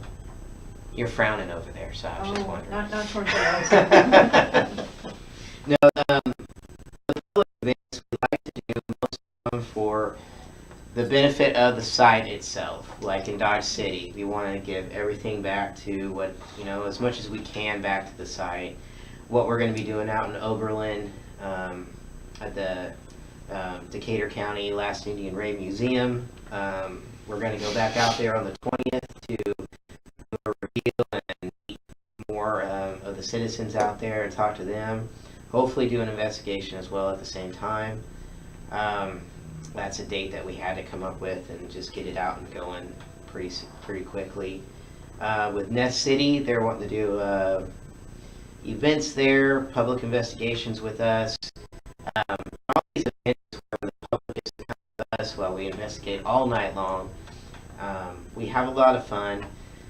Never know what to expect with people. It's the public, so everyone's new to each other, so you never know what in the world's going to happen, or how the event's going to run or go. We try to keep it as dignified and structured as much as possible, but it is hunting for ghosts, needless to say. So you got to be calm, you got to be quiet, which is very hard for some people because they expect it to just happen like, I want to see something, I want Like to on see TV? something. Yeah, it's not a TV show. around in the Yeah, dark yeah, it's it's a a lot of lot. sitting around. for hours. Yeah. Definitely. Yep. Like in Wilson, we get not just the hotel, we get the soda shop across the street, and we can do the cemetery. So you get 3 locations all in one And time. a jail. And the if you jail. ever happen to pass through Wilson, go to the soda shop. It is some of the best food. Absolutely. God, it's good. Absolutely. But, so there's usually a fee for most of these events just so we can help with the sites themselves. And to help draw attention to the areas because the owners want it. They Right. need it and it's for a benefit for them. So that's why we like to do it.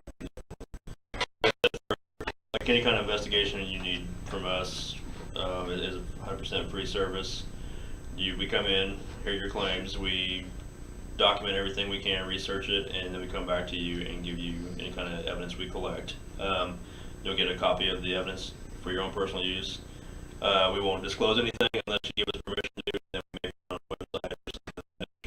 Other than that, or maybe you might hear it on the ghost tour, possibly, but most of the time not most of the time, all the time we respect your wishes as a client, that whatever you want the evidence to do, whatever you want us to do with the evidence, we'll respect those wishes, so. I don't know what else you want to talk about today. We kind of went close down to the end, so. I thought it'd be fun to maybe, if we have time. 30 minutes. I know, but The line, we, 30 minutes. yeah. But we can also talk quite a bit about one thing. Right. But what is like someone's favorite moment or best memorable investigation moment or something like that? Whether it's I'll go funny or first. whatever. I think we'll just do funny because we've got so many shows coming up. I'll tell the other stories, but I think one of the first ones is I got to go to before I was even a member here. I got to go. I think that's the first time I met you guys. It was at the overnight at the church Yeah. here locally in Wichita, and oh my goodness, I was so excited to go to that, and when I got there, they did lights out, all that. I had to go to the bathroom. So bad. You took my story. So bad. And where I was at, it's pitch dark. So I go, we're upstairs, well, not upstairs, but we're on the main floor when we Right. walk. And I asked Jason, I said, Jason, where's the bathroom at? I got to go to the bathroom. And he said, oh, buddy, you got to go downstairs. There's 2 flights down. And then you need to turn to your left. You'll run into some couches and stuff. And you see the bathrooms. And I'm trying to be cool, like, okay, you know. Man, as soon as he walked away, I'm like, really? I have no flashlight. None. It's pitch dark. So I'm going down there feeling, you know, I was scared to death. And the worst part of the whole thing was after that door shut. And I didn't have to go, number one, I had to sit there for a minute. And so and it was horrible. I had to sit there for like a good 12 minutes, just like, please God, let me get through this. You know, and the first thing I'm thinking of, that door opening. And I'm the only one that that. And then when I get up there, I remember running into somebody else. I think it was one of our past members who Right. passed away. Right. Larry, we miss you. Yep. Larry laughed because I told him this story that I was so scared he laughed because he said there's a bathroom right there. Right. So I wanted to just find Jason really bad. And just to clear that up, you're standing practically in front of the bathroom on the main level when he asked me where's the bathroom. And I remember the first time I'd ever went to the church. It was with my brother and Catherine Maris and the owner of the church at the time. And it was the bathrooms downstairs where my brother and I were walking by, and we heard the faucets all on. And there's just weird things going on around there. So I kind of already knew that there might be some things going on in the bathroom. Right. So when he's like, Wow. Thanks, Jason. that was my way of, getting back to you for you texting me that morning when I was trying to go back to sleep. Okay. Awesome. I'm still scared to death. Now I hope for it to happen. So. I think some of my best cases or moments on the team is when we have some kind of mishap or a blooper happens, whether it be tripping over for you, it was a table. It was a chair. Chair, I'm sorry, because yeah. I didn't want to use my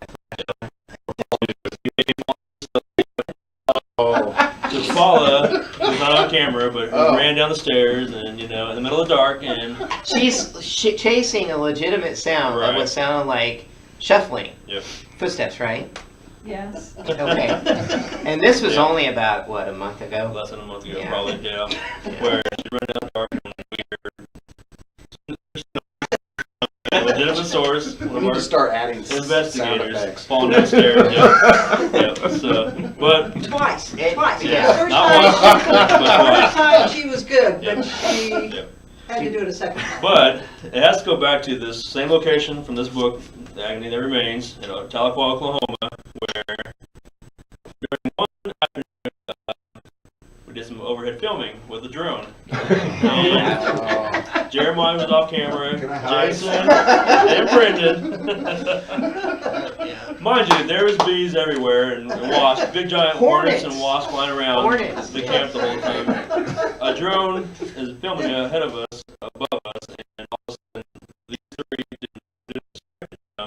they think it's bees or a big beehive of whatever, what we people saw understand. it. We were standing by the old house and there were wasps flying You out can of see the... him going in and out of the crevices. But, And we had no idea the drone was there. We were just all of a sudden like, what's that noise? Yep. What's that However, noise? And look up and there's all these wasps swarming in and out of the... Oh, swarmed.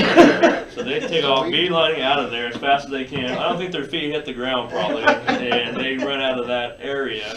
We ran through briar patch. Yeah, practically falling over each other, and it was just the motor of the drone flying overhead, filming them. We finally just stopped Yeah. and looked up like, Why these two were running so fast. Yeah. So. And then Casey said he looked at his drone flying. I think we about tripped over each other. Yeah. So we have our good moments, we have our bad moments. We've all been a part of it in some way, shape, or form, and some of us have scars or constant reminders.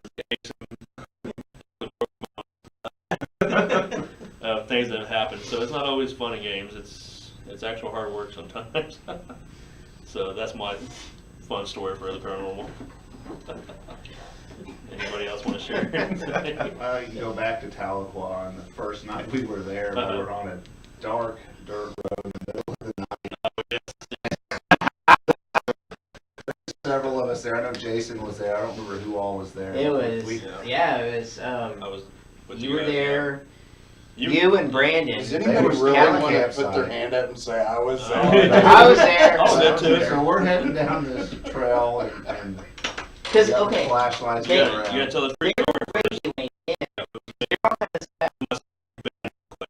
we Claire, were down there at the end of the path.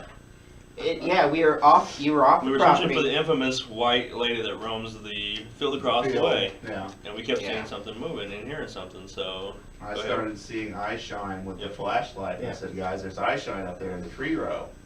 So we all stopped dead in our tracks. We're watching it, and these weren't like, this was big, gigantic. gigantic eye Right. shine. We all saw We it. have no clue what this thing is. Right. Big cat, Bigfoot, we don't know. Right. It right. starts to sound like aggressive noises, like Yep. a huffing sound. And then it starts trampling through the tree row. The We're closer like, we oh, got, man. So we the further it moves. Jeremiah and Brandon, you guys want to come down here? And they come down. Running trail, down the hill, Running yeah. down the hill, straight for it with the flashlight. Right. Onto the fence. It's like, hey guys, it's a cow. Yeah, we were duped. Yeah, it was white, it was red eye shine and everything, but Yeah, I think into the night, yeah, we were. Did it searching ever for- make a noise, moo, or anything? No. The whole It time, just nothing. ran It just off. stood there and like stared at us. You'd see, And then yeah. as Like soon as we it got was close, it was just like it licked its mouth and then turned around and walked off. And we're like, You could see when it turned its head. You Oh, could see no. when it would turn and look back at us. It was a little dim flashlight. Yeah, in the middle of nowhere. Wasn't there another cow story with you, cow? You were out walking. God, I hope not. Was there? Yeah, there was some. I can't remember. We'll have to save that for another. Who knows? I mean, we've been in so many different locations. I know, I think it's not here to defend herself or anything like that. Right. But, you know, the last time we were in Wilson and you weren't there, Uh-huh. it was, Aaron had a group of people out there in the cemetery Oh. and everything, and Remember this? looking around, you know, they're just trying to see some things. And it was like, out of nowhere, this loud noise, like, happened right in front of them. And what it was an oil pump that kicked on. Right. You know, and it was loud, and everyone took off running. So you have like a crowd of people, and Aaron running away from it, you know, I could just imagine what it looked like. Yeah.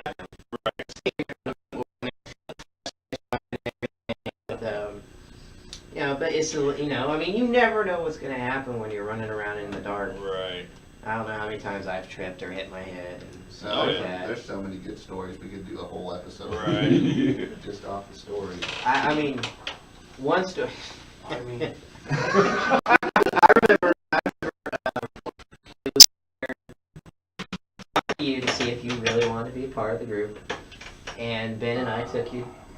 Took you to the church. We were going to meet, and it was about 11 o'clock. I mean, this is what, back in 2013, something like that. yeah. Um, Because we're just going to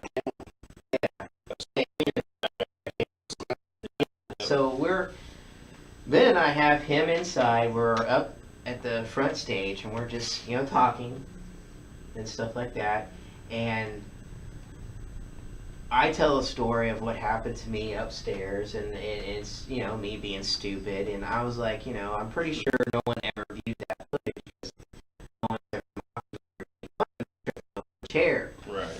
And I said, you know, it was so funny. And the three of us, this is about 1 o'clock in the morning. No one else was in there. I had the only key. We're in the church, right? Yeah, we're in the church. We're up at the stage in the main sanctuary. And as soon as I said it was so funny, from up above you hear a child go, yeah, as loud as can be, as if it was agreeing with me that it was very funny. The look on his face, I think he peed himself just a little bit, because he was just staring up like, oh my God. That was Because he amazing. heard it, and it was amazing. And the short and fast talking again, you start hearing it coming from upstairs.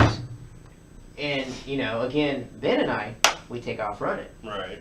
You guys are like, I mean, Marines. It's Yeah, like, you know, and Roth is still looking up above, you know, just staring in shock, you know, and come to find out it was the pastor's office. It was the door. It's just the doorstop was there, you know, up in front of it a little bit, and it was pushing it, Wow.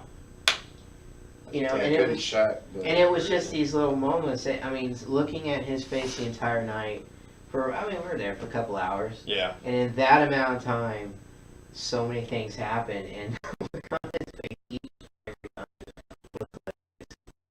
And at that point, I was like, oh, you know, oh, this is fun, you know, and he's just like, Right. what do we do? What do we do? You know?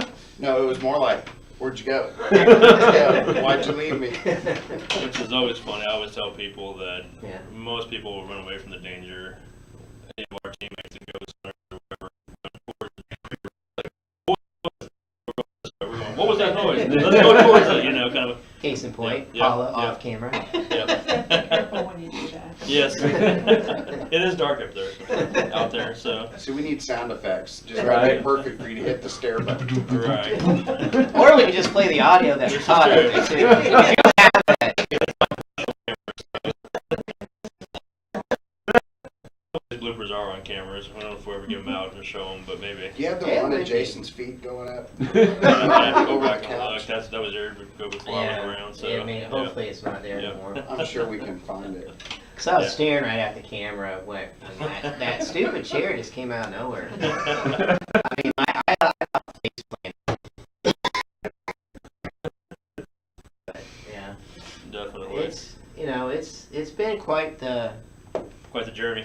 quite the for sure. journey for the last, you know, I mean, all of us right here for the past Yeah. 3.5 years together, Right. to, you know, 3 of us, We've Mhm. 4 of us. Yeah. Been together for quite a while now. Yeah, because I mean, Brendan was part of the Everyday Legacy for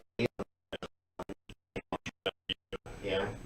So yeah, we've been Brendan started his first team just about the same time I originally started Yeah. Legacy Paranormal. Has that been like 10 years ago? Yep, Yeah. 10 years ago. Yeah. 10 years ago this year. Yeah. So it's been a while. Been a Definitely. while, and he's the baby of the group.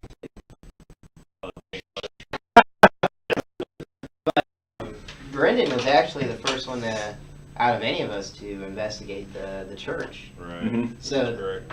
where the stories originate from, you know, some of the stories that I tell on the ghost tour and what Paula tells on the ghost tour, it's stories that, you know, originate from him. Yeah. With the owners there. So, yeah, I give you credit. That's good. I give you credit. I always have to tell him it's the Bigfooting guy now. Yep. He's given up. No, No. he hasn't given up to ghosts. But Just Hadn't tackling given two up ghosts subjects. yet. and as we do more episodes, we're gonna have specific topics. Right. You know, I would love to demonic, angels and demons Right. together, Conspiracy UFOs. theories, you name it. Yeah. Yeah, UFOs, conspiracy theories. You know, my big one is, you know, I mean, the ultimate conspiracy theory is, you know, JFK Right. to Roswell, Area 51, all those. I would love to have a group discussion. We'll have special guests call in. Eventually, we'll have a phone line that we'll give out that will, Yep. you know, you can basically call directly to the show and ask your question live on air, and we'll answer it for you. That would be nice. We'll have call-in guests. We'll have guests in studio. I mean, we'll have the whole array of things. So. I already have one author who's ready to come on and share his story too. He has two out, and he's writing 1 or 2 more right now. And that's not even Brandon Callahan of Yeah. this one. I'm sure he, we'll get him on soon too. But Is there any way you can mention what the name, what is he? What's he oh, doing? I'll tell y'all soon. Yeah. Shut up.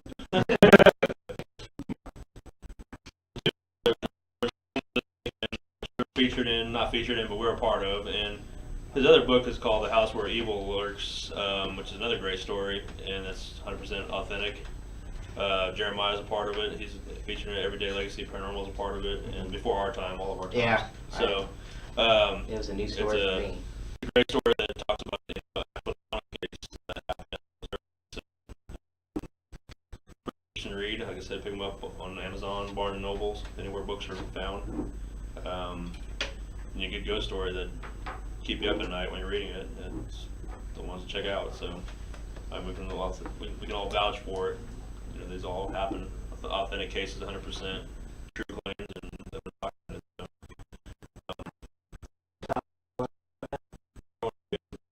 Yeah. Oh, no, We talk for hours, upon hours. I know, but in a situation like this, I can't think of anything. But get us off in a room On the and spot, we'll huh? talk for hours. I know it's hard when you're put on the spot and everything, I would like to talk about but we don't care.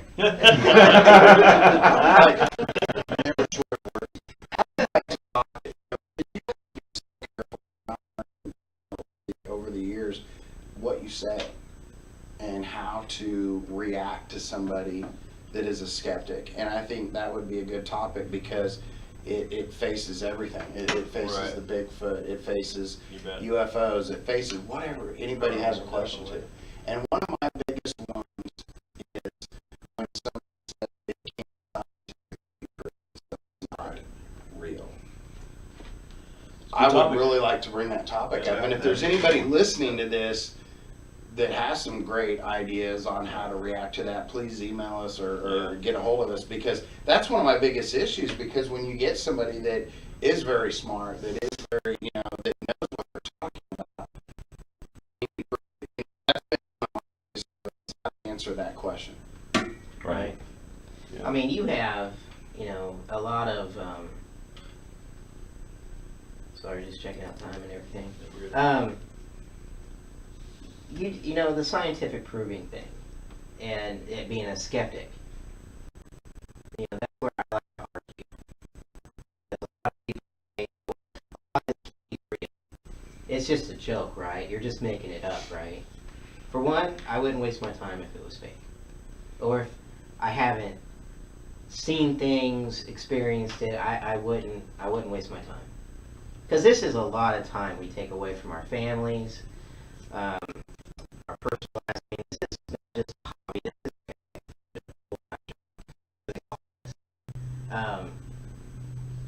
But I also want to argue, for someone who doesn't believe in anything because, well, I've never experienced it.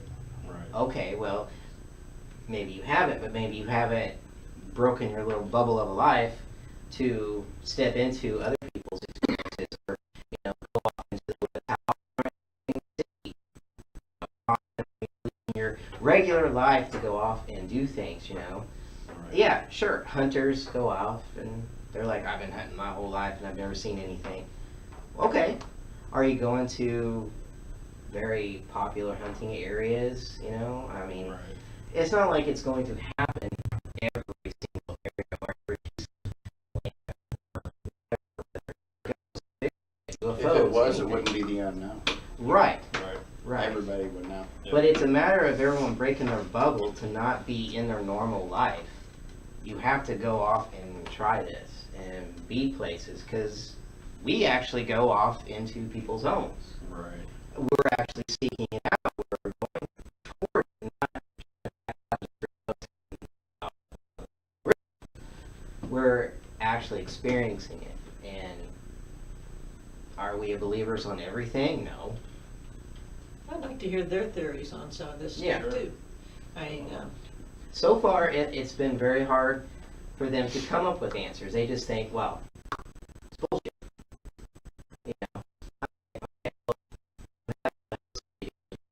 You're in the areas we are. And I hear a lot of, but, Yeah. And that's another reason what I like about our group is that we do that's completely different to people, you know. One of the things that we've been working on over the last, year and a half is actually starting to bring people in to our investigations with us that because, you know, there's a lot of, you know, teams that are out there that don't do that, or maybe they don't believe in that. And that's one thing that makes us different is that we actually allow people to come with us. So that person that's sitting at home going, God, I wish I could do that, you know, give us a chat, you know, maybe it's something we could work out.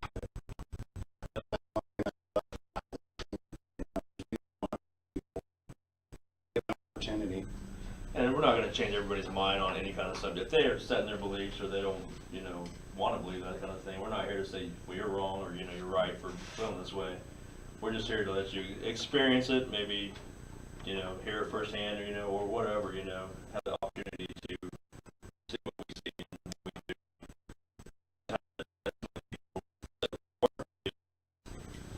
Or a little bit more, you know, accepting of it, or, you know, maybe more open to what if there is more than I think I know, Mm-hmm. or kind of that thing. So, yeah, I mean, it's kind of hard to, like I said, we're not here to persuade anybody. We're not, like I said earlier, we're not here to prove or disprove anything. We're just here to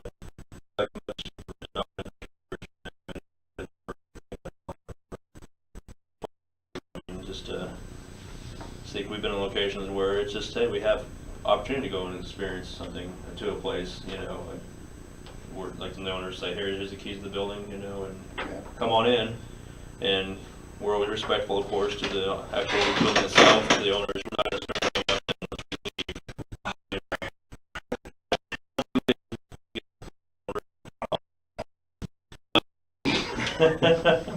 You alright? Yeah.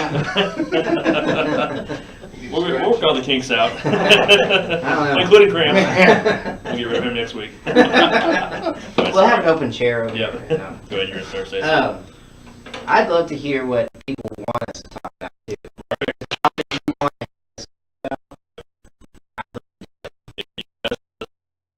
Here, or you can do it on Facebook. Just instant message us. Let us know either road trip paranormal, Bigfoot in Kansas, or, you know, Everyday Legacy Paranormal. Hit us up. Let us know what your topics are, your hot topics are. We'll discuss them for you. And like I said, eventually we'll have you guys call in directly.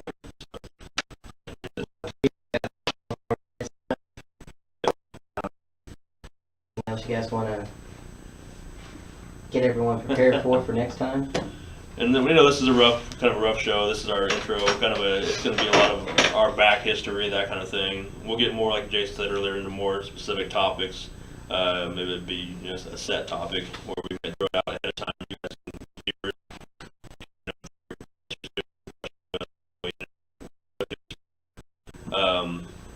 Not sure if we would have a set dedicated time as far as weekly. I think we're going to try to do this every week from 7 to 9 as time allows. So we'll let you guys know ahead of time.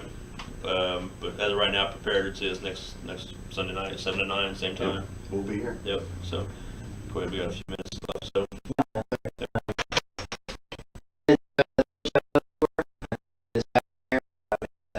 It's going to be May 26th. It's already on the new website for Ghost Tours of Kansas. I don't know if you checked it out, the new website. Did you check it out? Oh, she's got a new website. Still the same, you know, ghosttoursofkansas.com. It's a lot. She's got it all brand new, so it's a lot easier to find out information for the tours. Those for May 26th. We'll be able to have more hands-on with the website too. So when we do those, we do private tours. All you have to do is get a hold of them, or you can get a hold of Road Trip Paranormal. We could do private tours for family, friends. Consider do that.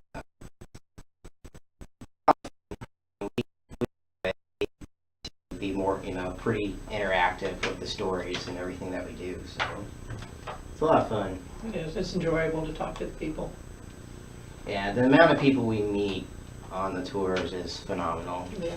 And the stories that they want to tell too. You know, they don't want us to come out and investigate or anything. So a lot of times they just want to tell their story. Which is what we're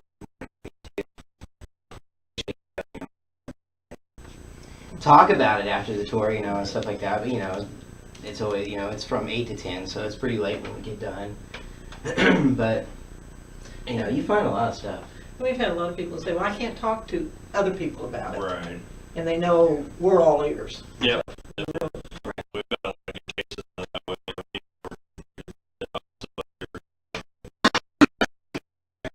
Experience and then they come out and just talk to you guys on the tour and it's Right. like, hey, we're here to help. We believe what you're saying. We want to come out and help you out, understand what you're living with possibly. So. Right.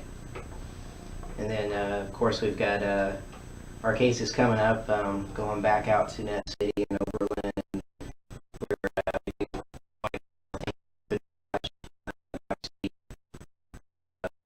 it's a continuous thing, too. There at the Midland Railroad Hotel. Matter of fact, when's Wilson? Because we need to start talking about that. We can Okay, get that so done. I'll So drop you get a time. little bombshell on y'all here. Uh-oh. Ah! Yeah, drop a little news here for you guys. So, this is up for, and I'm talking to October 13th, so Friday the 13th. Kathy is having a thing out in Leavenworth.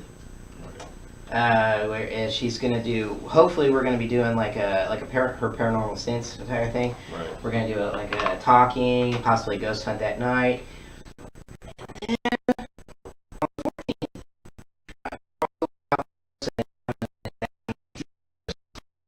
Like the big dogs, guys, right? And yes, I did look at the map and see where the two cities are at. Yeah. Just go right down I-70, right? Yeah, but the possibility of that happening is real. We could do that. So there could be, if you want to have a fun filled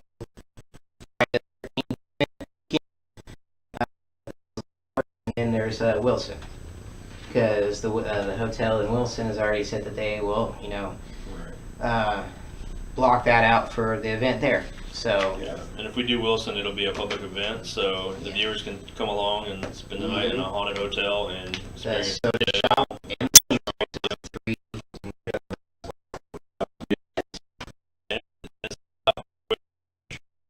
start posting things, get your tickets, and find out how you can take a part of it. And We'll direct you to Roth, who is the master of booking this hotel. Yeah, if you have any questions, once again, give anybody a call. Besides, no, I'm just kidding. No, we're No, calling him. just send Leo and Jason or anybody.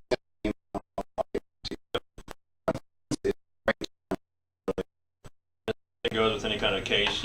If you want us to come out and investigate anything, whether it be paranormal, Bigfooting, reach out to us and we'll have one of our case managers contact you directly. So just messages on Facebook, or we have our websites all have contact forms and things of that nature. So reach out to us.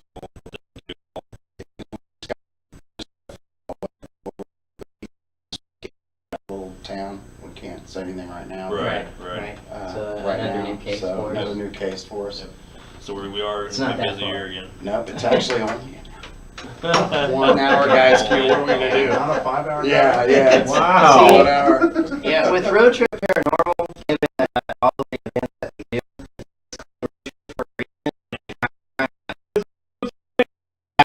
a lot of these trips are 2 hours, 3 hours, 4-hour drives So away. people in Wichita, please give us a call. Alright. So we're booking out to, Oberlin, still in the works for setting up the event. We want to set dates possibly for this year. Hopefully this year in SC.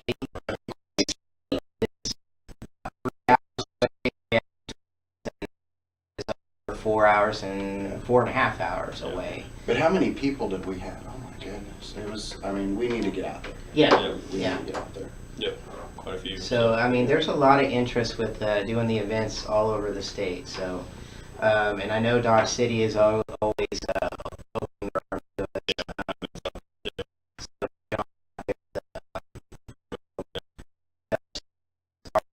There's always time for ghost hunting for you guys. Oh, So, yeah.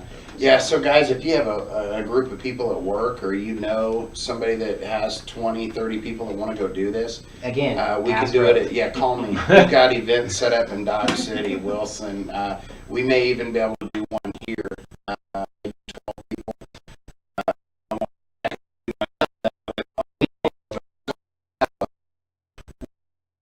here is Right. This is an active location for us too. So we're not only just doing the radio show here. We meet up here a lot. This is actually a huge place that we're working constantly with because we are investigating here too. So, investigate, figure out things, and keeping ourselves sharp when it comes to doing all this. So, Right. so I guess that's it. I'm done. 5 more minutes left. Yeah. Well, probably. We're all gonna sing and four. dance.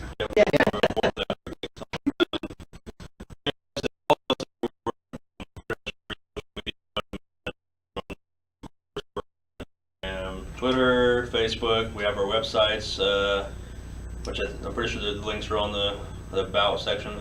Yes, Yep. yes. Links are on the very bottom there. It says about. Click on those. You'll go directly to our links. Any kind of questions you have for us, as far as any kind of topics or any kind of cases or anything you want to know about.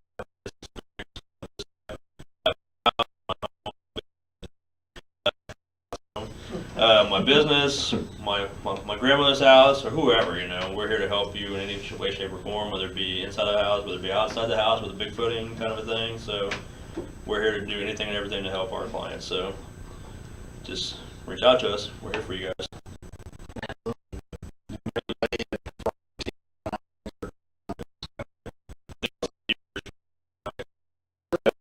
Thank I you seen so him running much. out there. Yep. Yeah, it's good to see you. Yeah. You're still alive right there. Any kind of final parting thoughts? We have about 2 minutes, 3 minutes left before we wrap up this evening. I think just get ready for some really good topics that we're going to have here.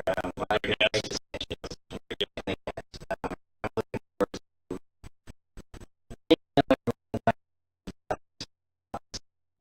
so. And watch out for upcoming events because both Road Trip and Everyday Legacy, I don't know about Bigfoot, of Kansas, but they go live. Yep. So if Right. you're just tuning in tonight, go like both of our pages. They go Yep. live so you can watch it.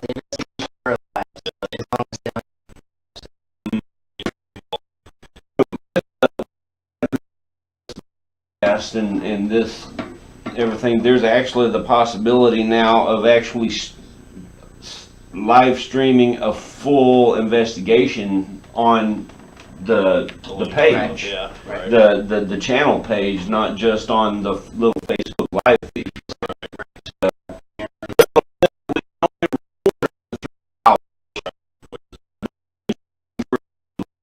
Gotcha. So Yep. That works. Okay. So we got about a minute or two left. So Minute or two. Well, Yep. I want to thank everybody for viewing us and coming out tonight. Thanks, agreed. everybody. Yep. And go check out this book. It's amazing. Once again, that is the Once agony again, go check that it out. remains.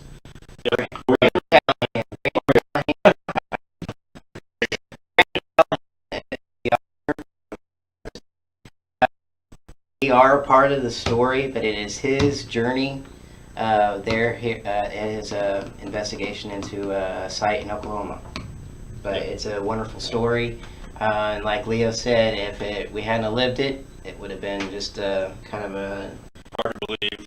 hard to believe story.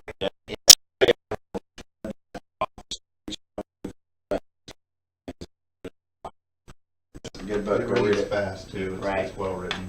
yeah. Yeah, 59. So But it's great to see you guys, and we'll catch 30 up with you and next week when we do our next show. yep. So tune in next week for Cryptic Heartland podcast on the same link, 7 to 9 Central Standard Time.